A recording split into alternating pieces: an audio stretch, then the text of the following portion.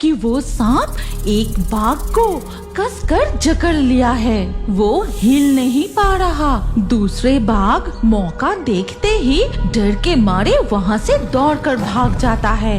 देखा जाता है कि वो बड़ा सांप जंगल से निकलकर गाय के पास खड़ा है और ये देख गाय जोर जोर से चिल्ला रही है।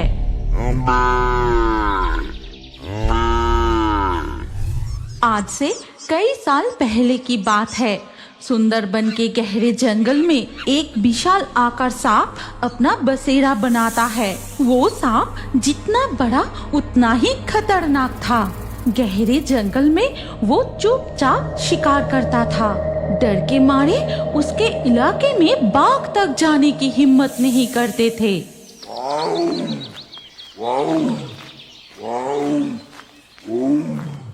दो बाघ दहड़ते हुए जंगल के अंदर एक नदी के किनारे जाकर पानी पीने लगते हैं। तभी धीरे धीरे वो विशाल सांप उन दोनों बाघों के पास आ जाता है।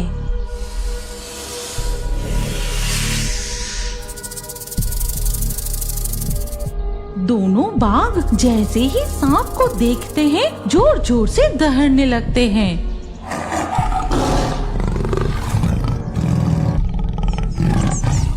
तभी नदी के रास्ते नाव में मछली पकड़कर घर लौट रहा था गदाई मछुआरा और उसकी पत्नी। और ये दृश्य देखकर कविता कहती है, ए जी जरा उधर देखो, बाप रे बाप कितनी डरावनी है। हे भगवान, ये तो वही सांप है। कितना विशाल, दानव जैसा चेहरा। लगता है ये उन दोनों बाघों को आज जिंदा ही निगल जाएगा। वो सांप रास्ता रोककर खड़ा हो जाता है। दोनों बाघ डर के मारे जोर जोर से दहड़ते हैं। हमें इस इलाके में नाव की गति धीमी नहीं करनी चाहिए। तुम जल्दी ही यहाँ से निकलो। धीरे, चुप चुप, आवाज मत करो, बिल्कुल चुप रहो। भाग्यवान, जरा उधर देखो। कविता देखती है कि वो सांप एक बाघ को कसकर जकड़ लिया है। वो हिल नहीं पा रहा। दूसरे बाघ मौका देखते ही डर के मारे वहाँ से दौड़कर भाग जाता है। उस बाघ की किस्मत में जो लिखा था वही हुआ। हमें आवाज किए बिना चुपचाप यहाँ से नाव लेकर निकलना होगा। सुंदरबन के गांव वाले उस भयंकर सांप के डर से जंगल के अंदर जाना बंद कर देते हैं। अब वो सिर्फ नदी में मछली पकड़कर किसी तरह अपना गुजारा करते हैं। गदाई थोड़ा आगे जाकर फिर से अपना जाल नदी के पानी में डालता है। भाग्यवान, लगता है जाल में बहुत मछलियाँ फंसी है। बहुत भारी है, मैं जल्दी से ऊपर उठाता हूँ। ये कहकर गदाई जाल खींचकर नाव पर उठा लेता है। तभी अचानक तेज तूफान शुरू होता है और बारिश भी होने लगती है। अरे, ये अचानक बारिश कैसे शुरू हो गई? मौसम बहुत खराब है, ऐसे मछली पकड़ना असंभव है। ए जी, इस तूफान और बारिश में हमें अब नदी में रहना ठीक नहीं होगा। जितनी मछली मिली है उसे लेकर घर चलते हैं। तूफान और बारिश के बीच गदाई अपनी नाव लेकर आगे बढ़ता है। तभी अचानक उसका नाव जोर से हिलने लगती है। ये क्या हुआ? नाव इतनी जोर से हिली कैसे? क्या नाव किसी चीज से टकरा गई? हाँ, सही कह रहे हो, नाव बहुत जोर से हिली। तुम रुको मत, नाव चलाते रहो। गदाई अपनी नाव लेकर थोड़ा और आगे बढ़ते ही उसका नाव फिर से हिलने लगती है। भाग्यवान, ये क्या हो रहा है? ऐसा तो कभी नहीं हुआ। तो क्या पानी में भी वो सांप? हे भगवान, ये क्या दृश्य है? उधर देखो, नदी का पानी कैसे घूम रहा है। नदी का पानी भवंडर की तरह घूमने लगता है। तभी वहाँ से बाहर आता है वो विशाल सांप।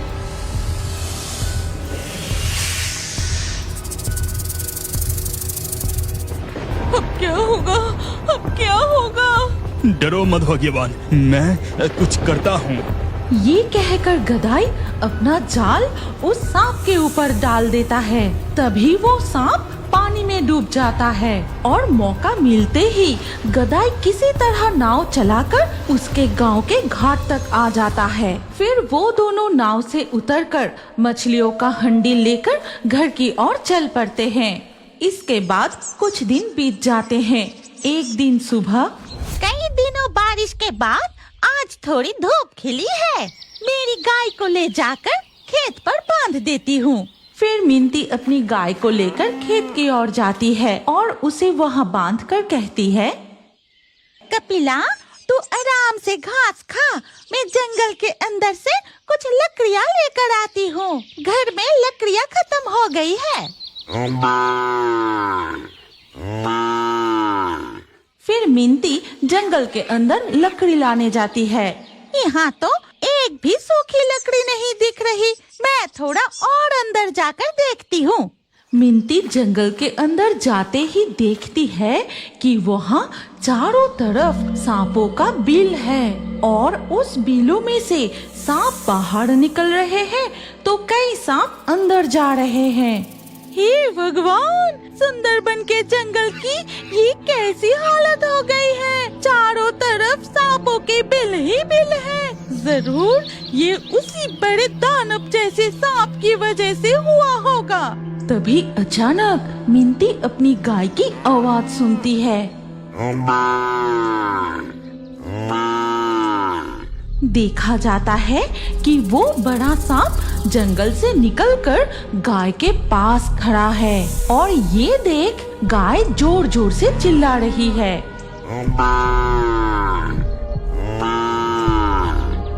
अरे, मेरी गाय इतनी जोर जोर से क्यों चिल्ला रही है? कहीं उसने बाघ तो नहीं देखा? लेकिन इस दोपहर के वक्त खाली मैदान पर बाघ तो नहीं आता। मैं जल्दी से जाकर देखती हूँ। मिंती जल्दी से जंगल के बाहर निकलकर खेत में जाकर देखती है। जहाँ वो अपनी गाय को बांध कर रखी थी वहाँ सिर्फ रस्सी पड़ी है, लेकिन गाय गायब है। ये क्या अनर्थ हो गया? मेरी गाय कहाँ चली गई? मिंती चारों तरफ अपनी गाय को ढूंढने लगती है, लेकिन वो कहीं नहीं मिलती। मिंती रोती हुई घर लौट जाती है।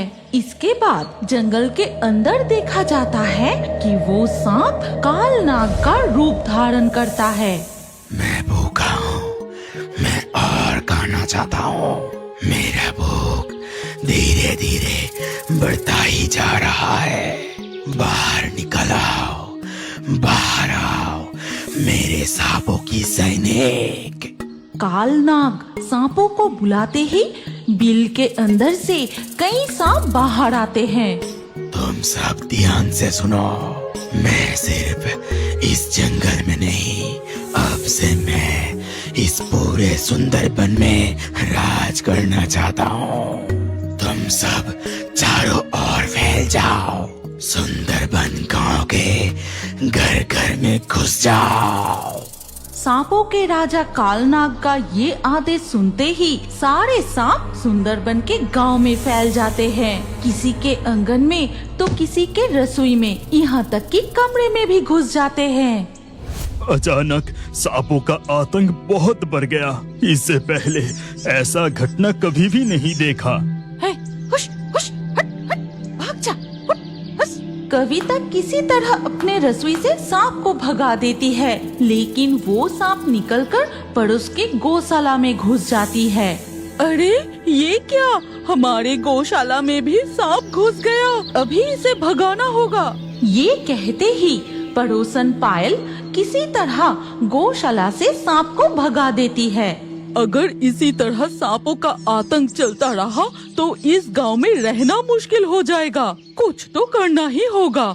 तभी पायल के गौशाला के पास कविता और गदाई आकर कहते हैं, तुम बिल्कुल सही कह रही हो।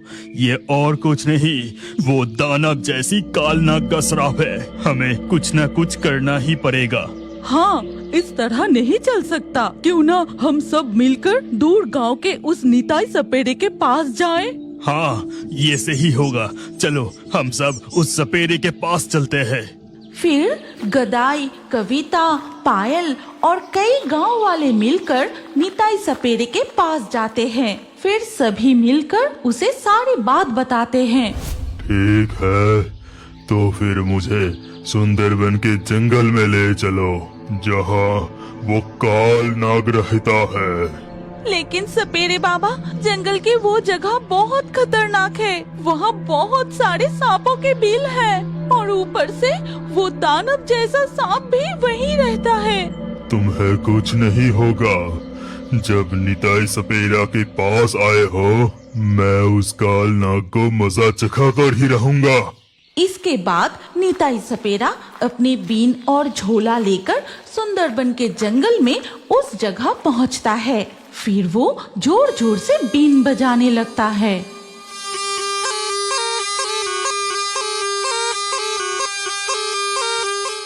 बीन की आवाज से वो दानव जैसा सांप बाहर आता है। फिर वो अपनी असली कालनाग का रूप धारण करता है। बंद करो ये आवाज। बीन के ये धुन मैं सहन नहीं कर सकता। बंद करो। निताई सपेरा बीन बजाते ही रहता है और बीन की धुन से कालनाग बस में आ जाता है। फिर वो बीन बजाते हुए चलने लगता है। उसके पीछे पीछे कालनाग चलने लगता है और कालनाग के पीछे सारे सांप जाने लगते हैं। निताई सपेरा एक गुफा के अंदर प्रवेश करता है। कालनाग और बाकी सांप भी अंदर चले जाते हैं। फिर निताई सपेरा गुफा के अंदर से बाहर आते ही